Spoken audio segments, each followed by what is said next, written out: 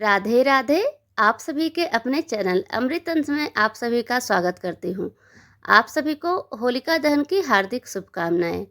आज मैं आप सभी को होलिका दहन की पौराणिक कथा सुनाने जा रही हूँ। कृपया कथा को पूरा जरूर सुनें और साथ में अच्छी लगे तो सब्सक्राइब, शेयर, लाइक, कमेंट जरूर कर दें। होलिका दहन हिंदुओं का एक महत्वपूर्ण पर्व है, जिसमें होली के एक दिन पहले यानी पूर्व संध्या को होलिका का सांकेतिक रूप से दहन किया जाता है। होलिका दहन बुराई पर अच्छाई की जीत के पर्व के रूप में मनाया जाता है। पंचांग के अनुसार फाल्गुन पूर्णिमा की तिथि की शुरुआत 13 मार्च को सुबह 10:35 से होगी। वही इस तिथि का समापन अगले दिन 14 मार्च को दोपहर 12:23 पर होगा। ऐसे में होलिका दहन 13 मार्च को किया जाएगा और 14 मार्च को होली मनाई जाएगी। इस बार होली पर भद्रा का शाया रहेगा। भद्रा में शुभ और मांगलिक करने से वह काम सफल नहीं होते। 13 मार्च को होलिका दहन का शुभ मुहूर्त देर रात 11:26 से लेकर देर रात 12:30 तक है। इस दौरान होलिका दहन किया जा सकता है। सतयुग में एक अति पराक्रमी दैत्य राजा था, हिरण्यकश्यप। हिरण्यकश्यप के भाई हिरण्याक्ष का भगवान विष्णु ने वराह अवतार लेकर वध किया था। इस कारण हिरण्यकश्यप उन्हें दुश्मन मानता था। हिरण्यकश्यप का विवाह कयाधु से हुआ, जिससे उसे प्रहलाद नामक पुत्र की प्राप्ति हुई। हिरण्यकश्यप ने मनचाहे वरदान के लिए ब्रह्मा की तपस्या शुरू की। इस दौरान देवताओं ने उसकी नगरी पर आक्रमण कर दिया और वहां अपना शासन स्थापित कर लिया। उस समय देवर्षि नारद मुनि ने कयाधु की रक्षा की और अपने आश्रम में स्थान दिया।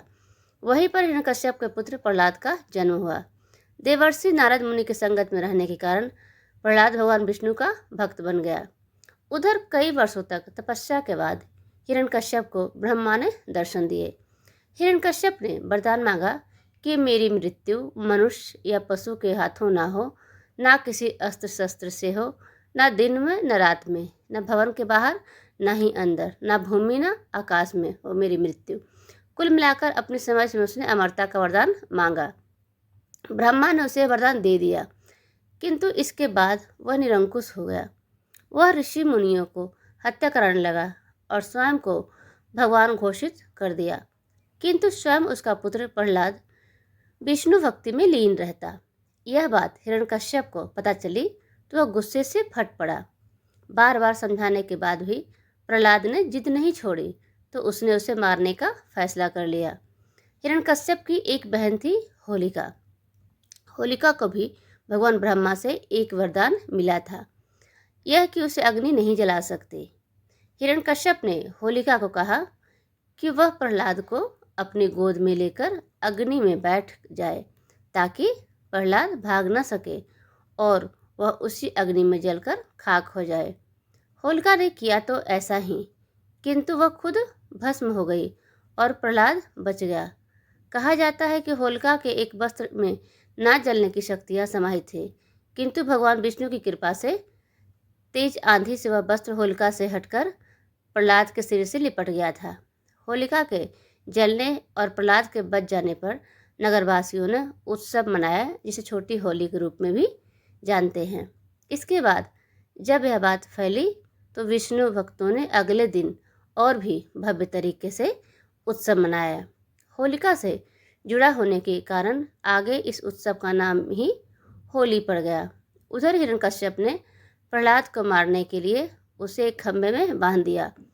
वह प्रहलाद को मारने ही वाला था कि भगवान विष्णु खंभा फाड़कर नरसिंह अवतार में प्रकट हुए।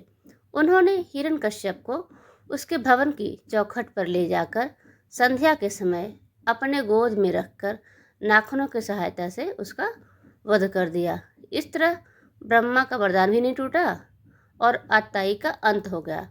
भगवान को भक्त प्रहलाद को उसका उत्तराधिकारी भी बना दिया। कहानी सुनने के लिए आप सभी का बहुत बहुत धन्यवाद। प्लीज़ चैनल को सब्सक्राइब, शेयर, कमेंट करना ना भूलें।